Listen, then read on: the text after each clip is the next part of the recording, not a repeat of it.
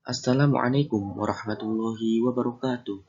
Perkenalkan, nama saya Yogi Ali Mahmudi, NIM 2152111151, kelas MBS 1E. Dalam kali ini, saya akan membahas sedikit tentang permintaan dan penawaran. Video kali ini sebagai pemenuhan tugas ujian akhir semester pada mata kuliah Dasar-Dasar Ekonomi Islam. Permintaan dan penawaran merupakan dua aktivitas yang mendasari kegiatan perekonomian. Permintaan dan penawaran juga merupakan dua kata yang paling sering digunakan oleh para ekonom. Keduanya merupakan kekuatan-kekuatan yang membuat perekonomian pasar bekerja. Pengertian permintaan. Permintaan adalah banyaknya jumlah barang yang diminta pada suatu pasar tertentu dengan tingkat harga tertentu, pada tingkat pendapatan tertentu, dan dalam periode tertentu. Besar kecilnya perubahan permintaan ditentukan oleh besar kecilnya perubahan harga. Jika ini terjadi, maka berlaku perbandingan terbalik antara harga terhadap harga permintaan dan berbanding lurus dengan penawaran. Bunyi hukum permintaan adalah bila harga suatu barang naik, maka permintaan barang tersebut turun. Sebaliknya, jika harga suatu barang turun, maka permintaan terhadap suatu barang tersebut akan naik. Hukum permintaan. Hukum permintaan merupakan hukum yang menjelaskan tentang adanya hubungan yang bersifat negatif antara tingkat harga dengan jumlah barang yang diminta. Apabila harga naik, jumlah barang yang diminta sedikit, dan apabila harga rendah, jumlah barang yang diminta meningkat. Karena pada hakikatnya semakin rendah harga suatu barang, maka semakin banyak permintaan terhadap barang tersebut. Sebaliknya, semakin tinggi harga suatu barang, maka semakin sedikit permintaan terhadap barang tersebut. Selanjutnya, faktor-faktor yang mempengaruhi permintaan terhadap suatu barang. 1. Keinginan masyarakat terhadap suatu barang yang berbeda dan selalu berubah-ubah, di mana ketika masyarakat telah memiliki keinginan terhadap suatu barang, maka hal ini akan mempengaruhi jumlah permintaan terhadap barang tersebut. 2. Jumlah peminat terhadap suatu barang. Maksudnya, jika jumlah masyarakat yang menginginkan barang tersebut semakin banyak, maka harga barang tersebut akan semakin meningkat. 3. Kualitas pembeli, di mana tingkat pendapatan merupakan salah satu ciri kualitas pembeli yang baik. Semakin besar tingkat pendapatan, semakin tinggi kualitas masyarakat untuk membeli. Keempat, kuat atau lemahnya kebutuhan suatu barang. Apabila kebutuhan terhadap suatu barang itu tinggi, maka permintaan terhadap barang itu juga tinggi. Kelima, cara pembayaran, baik secara tunai atau angsuran. Jika pembelian barang tersebut dengan transaksi tunai, biasanya permintaannya lebih tinggi. 6. Besarnya biaya transaksi. Apabila biaya transaksi dari suatu barang rendah, maka permintaan akan meningkat. Selanjutnya, konsep permintaan dalam perspektif ekonomi Islam. Permintaan dalam Islam tentunya memperhatikan syariat yang mengajarkan bahwa kita tidak boleh serakah dan mengeksploitasi sesuatu secara berlebihan karena akan berdampak buruk kepada kita. Dan Allah Subhanahu wa taala pun senantiasa tidak menyukai orang-orang yang berlebihan. Di sisi lain, ajaran Islam mengharuskan orang untuk mengkonsumsi barang yang halal dan baik. Aturan Islam melarang seorang muslim memakan barang yang haram kecuali dalam keadaan darurat, di mana apabila barang tersebut jika tidak dimakan, maka akan berpengaruh terhadap muslim tersebut. Permintaan dalam Islam menilai suatu komoditas tidak semuanya bisa dikonsumsi maupun digunakan. Masih perlu dibedakan antara yang halal dan yang haram. Allah Subhanahu wa taala telah berfirman yang artinya, "Hai orang-orang yang beriman, janganlah kamu haramkan apa-apa yang baik yang telah Allah halalkan bagi kamu, dan janganlah kamu melampaui batas. Sesungguhnya Allah tidak menyukai orang-orang yang melampaui batas. Dan makanlah makanan yang halal lagi baik dari apa yang Allah telah rezekikan kepadamu. Dan bertakwalah pada Allah yang kamu beriman kepadanya." Quran Surat Al-Ma'idah ayat 8-88.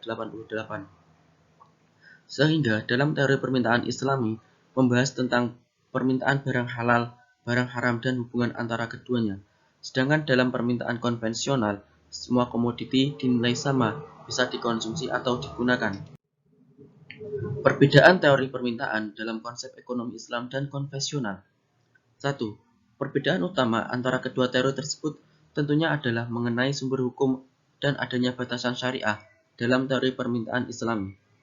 Permintaan Islam berprinsip pada entitas utamanya, yaitu Islam sebagai pedoman hidup yang berlangsung dibimbing oleh Allah Subhanahu wa taala. 2. Dalam ekonomi konvensional, filosofi dasarnya terfokus pada tujuan keuntungan dan materialisme.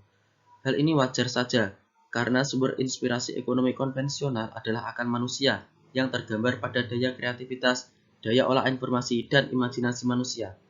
3. Konsep permintaan dalam Islam menilai suatu komoditi tidak semuanya bias untuk dikonsumsi maupun digunakan. Dibedakan antara yang halal maupun yang haram. Keempat, dalam teori permintaan Islam membahas permintaan barang halal, barang haram, dan hubungan antara keduanya. Sedangkan dalam permintaan konvensional, semua komoditi dinilai sama, bisa dikonsumsi atau digunakan. Kelima, dalam motif permintaan Islam menekankan pada tingkat kebutuhan konsumen terhadap barang tersebut, sedangkan motif permintaan konvensional lebih didominasi oleh nilai-nilai kepuasan. Keenam, permintaan Islam bertujuan mendapatkan kesejahteraan atau kemenangan akhirat sebagai turunan dari keyakinan bahwa ada kehidupan yang abadi setelah kematian, yaitu kehidupan akhirat, sehingga anggaran yang ada harus disisihkan sebagai bekal untuk kehidupan akhirat. Selanjutnya, pengertian penawaran. Penawaran adalah barang atau jasa yang ditawarkan pada jumlah dan tingkat harga tertentu dan dalam kondisi tertentu. Jadi, penawaran dapat diartikan yaitu banyaknya barang yang ditawarkan oleh penjual pada suatu pasar tertentu, pada periode tertentu, dan pada tingkat harga tertentu. Bunyi hukum penawaran adalah jika harga barang turun, maka jumlah barang yang ditawarkan turun, dan sebaliknya jika harga barang naik, maka jumlah barang yang ditawarkan naik. Hukum penawaran. Hukum penawaran menerangkan apabila harga sesuatu barang meningkat, kuantitas barang ditawar akan meningkat, dan apabila harga sesuatu barang menurun, kuantitas barang yang ditawar akan menurun. Hukum ini menunjukkan wujud hubungan positif antara tingkat harga dan kuantitas barang yang ditawar. Hal ini disebabkan karena harga yang tinggi memberikan keuntungan yang lebih kepada produsen, jadi produsen akan menawarkan lebih banyak barang. Selanjutnya, faktor-faktor yang mempengaruhi penawaran terhadap suatu barang. 1. Biaya dan teknologi. Biaya dan teknologi merupakan dua konsep yang sangat erat berkaitan satu sama lain.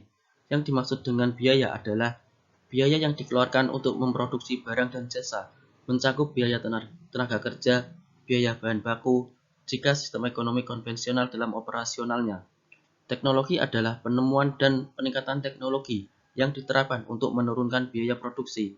Contohnya adalah penggunaan robot dan komputer, jika diterapkan teknologi baru dan sebagainya. Kedua, jumlah penjual.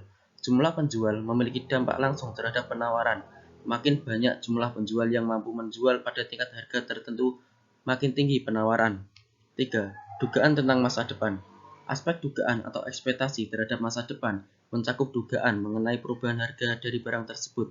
Misalnya, jika penjual menduga bahwa harga barangnya akan meningkat di masa depan, ia akan mengurangi penawarannya pada saat ini. Akibatnya penawarannya berkurang. Keempat, kondisi alam. Kondisi alam seperti terjadinya banjir, gempa bumi, dan sebagainya. Hal tersebut bisa mengakibatkan penawaran barang-barang tertentu menjadi berkurang, seperti barang-barang hasil pertanian dan lain sebagainya. Perbedaan teori penawaran dalam konsep ekonomi Islam dan konvensional. Yang pertama, penawaran dalam konsep ekonomi konvensional. Dijelaskan bahwa penawaran berkorelasi positif terhadap harga. Hal ini menunjukkan bahwa semakin tinggi suatu harga produk, semakin memberikan insentif kepada produsen untuk meningkatkan produksinya dan kemudian menawarkannya kepada konsumen yang membutuhkan. Sebaliknya, semakin rendah suatu harga produk, semakin berkurang insentif bagi produsen untuk memproduksi dan menawarkannya. Hal ini disebabkan karena makin rendah suatu harga, makin kecil suatu keuntungan atau malah timbul kerugian. Di samping itu, ongkos produksi juga merupakan faktor penting dalam menentukan penawaran suatu produk. Ongkos produksi pada gilirannya ditentukan oleh harga dari faktor input. Perubahan dalam harga-harga faktor input umumnya dikarenakan adanya perubahan dalam laju pajak dan subsidi. Kemajuan teknologi berperan sangat penting dalam mengurangi ongkos produksi karena perubahan dalam teknologi yang lebih maju memungkinkan dipakainya cara-cara produksi yang jauh lebih efisien dan tentu saja lebih murah daripada sebelumnya. Penawaran dalam konsep ekonomi Islam. Secara umum tidak banyak perbedaan antara teori permintaan konvensional dengan Islam. Sejauh hal itu dikaitkan dengan variabel atau faktor yang turut berpengaruh terhadap posisi penawaran. Bahkan bentuk kurva secara umum pada hakikatnya sama. Satu aspek penting yang memberikan suatu perbedaan dalam perspektif ini kemungkinan besar berasal dari landasan filosofi dan moralitas yang didasarkan pada premis nilai-nilai Islam. Yang pertama, yaitu bahwa Islam memandang manusia secara umum, apakah sebagai konsumen atau produsen, sebagai suatu objek yang terkait dengan nilai-nilai. Nilai-nilai yang paling pokok yang didorong oleh Islam dalam kehidupan perekonomian adalah kesederhanaan, tidak silau dengan gemerlapnya kenikmatan duniawi dan ekonomis. Yang kedua, yaitu norma-norma Islam yang selalu menemani kehidupan manusia, yaitu halal dan haram. Hal-hal yang diharamkan atas manusia itu pada hakikatnya adalah barang-barang atau transaksi-transaksi yang berbahaya bagi diri mereka dan kemaslahatannya. Dengan kedua batasan ini, maka lingkup produksi dan pada gilirannya adalah lingkup penawaran itu sendiri dalam ekonomi Islam menjadi lebih sempit daripada yang dimiliki oleh ekonomi konvensional. Terakhir, kesimpulan. Permintaan dan penawaran adalah dua konsep yang mendasari kegiatan perekonomian yang sangat luas. Perbedaan prinsip antara permintaan dan penawaran dalam Islam dengan konvensional adalah terletak pada faktor utama dalam mempengaruhi permintaan dan penawaran. Menurut ekonomi konvensional, titik beratnya pada harga. Jika harga tinggi, maka permintaan akan turun. Begitu pula sebaliknya. Sedangkan dalam ekonomi Islam, titik beratnya pada faedah, kemaslahatan, ataupun manfaat suatu barang. Sedangkan harga bukanlah tinjauan dasar dalam ekonomi Islam, tapi sisi religiuslah yang menjadi faktor utama. Dengan demikian, pandangan ekonomi Islam mengenai permintaan, penawaran, dan mekanisme pasar ini relatif sama dengan ekonomi konvensional.